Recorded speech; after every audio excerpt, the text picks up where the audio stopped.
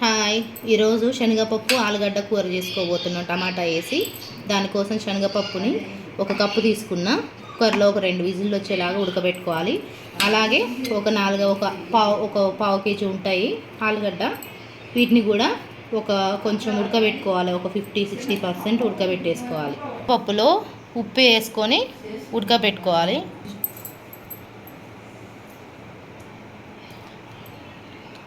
ఉప్పు 1 స్పూన్ ఉప్పు వేసుకోవాలి ఫ్రెండ్స్.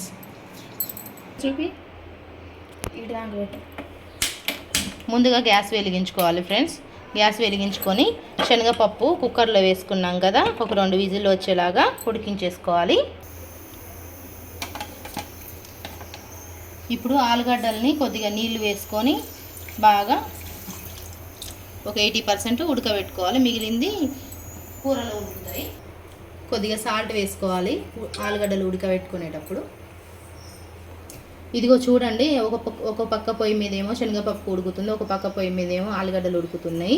ఇవి రెండు ఒక 5 నిమిషాలు అయితే టైం పడుతుంది. ఆలోపు మనం టమాటీలు కట్ చేసుకుందాం. టమాటాలని మంచిగా కోసుకున్నాం. ఒక 400 గ్రాములు ఉంటాయి. ఈ టమాటీలని ఈ మిక్సీ జార్లో వేసుకొని బాగా మెత్తటి పేస్ట్ లాగా చేసుకోవాలి.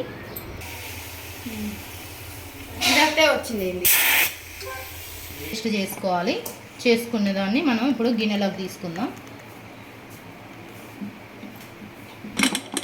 శనగపప్పు ఉడికింది. ఇగో మంచిగా పలుకుగా ఉంది శనగపప్పు. పర్ఫెక్ట్ ఇట్లనే ఉడకాలి. 2 విజిల్లకు ఉడికిపోయింది. కడాయి పెట్టుకోవాలి. కడాయి పెట్టేసుకొని నూనె వేసుకోవాలి. చెక్క లవంగాలు వేసుకోవాలి. తాలింపు గింజలు, సన్నగా కట్ చేసిన పచ్చిమిరపకాయలు, కరివేపాకు, అలాగే తరిగి పెట్టుకున్న ఉల్లిగడ్డలు, ఒక 2 ఉల్లిగడ్డలు. ఉల్లిగడ్డ బాగా వేగాలి. బాగా ఉడికిపోయాయి. ఇదిగోండి, పర్ఫెక్ట్ ఉడికినాయి. ఇప్పుడు ఆలుగడ్డలు బంద్ చేసుకున్నాం. బాగా వేగినాయి ఫ్రెండ్స్. మంచిగా గోల్డెన్ బ్రౌన్ కలర్ వచ్చేసినాయి అన్నమాట. స్పూను అల్లం వెల్లుల్లి పేస్ట్, మంచిగా ఫ్రెష్గా రుబ్బుకున్న అల్లం వెల్లుల్లి పేస్ట్, ఒక 1/2 స్పూన్ వచ్చేసి పసుపు వేసుకోవాలి. ఇప్పుడు ఈ అల్లం పేస్ట్ బాగా ఫ్రై అవ్వాలి. మంచి అరోమా స్మెల్ వచ్చే వరకు మంచిగా ఫ్రై చేసుకోవాలి. అల్లం పేస్ట్ బాగా వేగింది.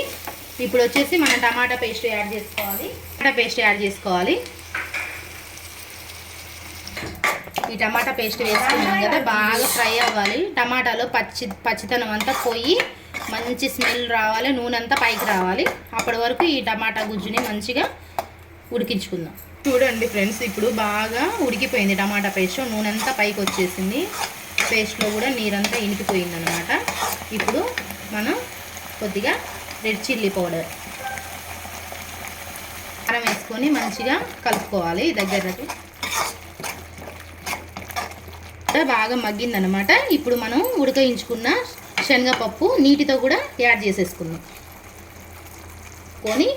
మొత్తం ఈ శనగపప్పుకి దీంట్లో ఉన్న ఉప్పు, కారం, మసాలాలు పట్టేలాగా మంచిగా ఒక 10 నిమిషాలు ఉడికించుకోవాలి. కూడా బాగా ఉడికింది. ఇప్పుడు మనం ఉడికించుకు పెట్టుకున్నాగా ముందే, అందుకే చివరిని యాడ్ చేసుకుంటున్నాం ఆలుగడ్డల్ని.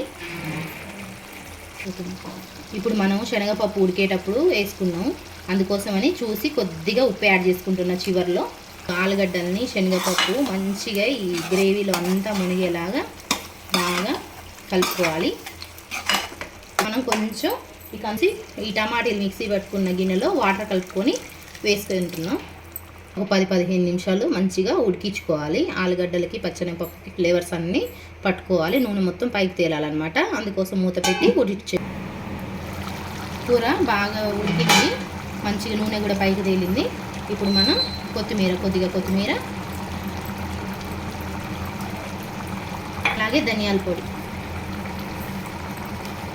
ధనియాలు, ఎల్లిపాయ, కొబ్బరి వేసి పట్టుకున్నాం మా ఇంట్లోనే. కలుపుకొని మసాలా అంతా కొద్దిగా మగ్గాల. 1 నిమిషం అలా మూత పెట్టేసి స్టవ్ బంద్ చేసుకున్నాం. చక్కగా నూనె మొత్తం పైకి తేలింది. ఇప్పుడు బంద్ చేసుకుందాం. శనగపప్పు ఆలుగడ్డ కూర బ్రహ్మాండంగా రెడీ అయింది ఫ్రెండ్స్. సర్వింగ్ బౌల్లో కూడా తీసుకున్నాం. మీకు ఈ కూర కానీ నచ్చితే తప్పకుండా ట్రై చేయండి. సబ్స్క్రైబ్ చేయండి, లైక్ చేయండి, కామెంట్ చేయండి, షేర్ చేయండి ఫ్రెండ్స్.